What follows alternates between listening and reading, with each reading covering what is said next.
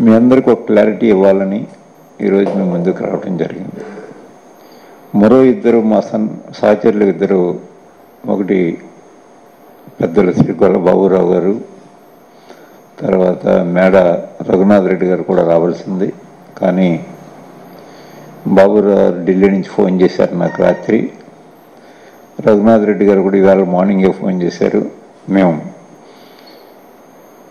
అనివార్య కారణాల వల్ల వివేకున్న పనుల్లో ఉండటం వల్ల రఘునాథ్ రెడ్డి గారు, అలాగే బాబురావు వారి కోడలు గారు అనుకుంటాను, హెల్త్ బాగుండలేదు, ఢిల్లీలో ఉన్నాను, రాలేకపోతున్నాను, హెల్డప్ అయిపోయాను. ఇక్కడ చెప్పండి ప్రెస్ వారికి. నేను జగన్మోహన్ రెడ్డి గారి నాయకత్వాన్ని బలపరుస్తూ వారితోనే కొనసాగడం నిర్ణయించుకున్నానని చెప్పడం జరిగిందనే విషయం కూడా ఇవాళ మా మిత్రులందరూ ముందు ఉంచడానికి చాలా సంతోషం వ్యక్తం చేస్తూ ఉన్నాను. మీ అందరికీ తెలుసు, వైఎస్ఆర్ కాంగ్రెస్ పార్టీ ఆవిర్భావానికి ముందు నుంచి కూడా నేను కానీ అదే ఏహెచ్ రామరెడ్డి గారు కానీ వైఎస్ఆర్ కాంగ్రెస్ పార్టీకి మరి విస్తృతంగా ప్రచారం చేస్తూ జగన్మోహన్ రెడ్డి గారి నాయకత్వాన్ని బలపరిచాం. నేనైతే అప్పటికింకా 4 సంవత్సరాలు నాకు మంత్రి పదవి ఉండగానే కూడా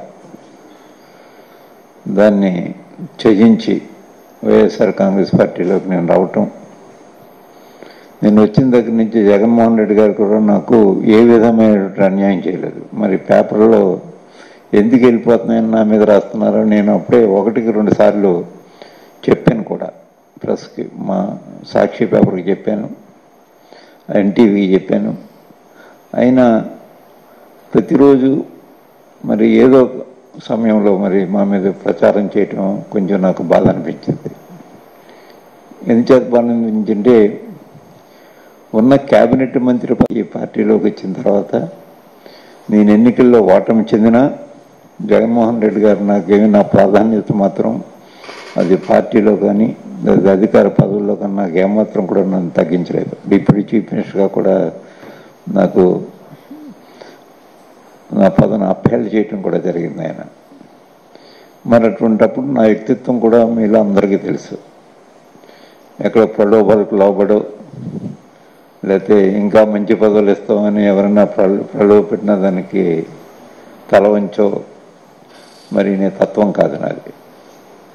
నేను రాజకీయాల్లోకి వచ్చినప్పటి నుంచి నాకు మొట్టమొదటగా నాకు హైదరాబాద్లో కూడా పరిచయం, పెద్దగా ఎవరితో నాకు పరిచయం లేదు.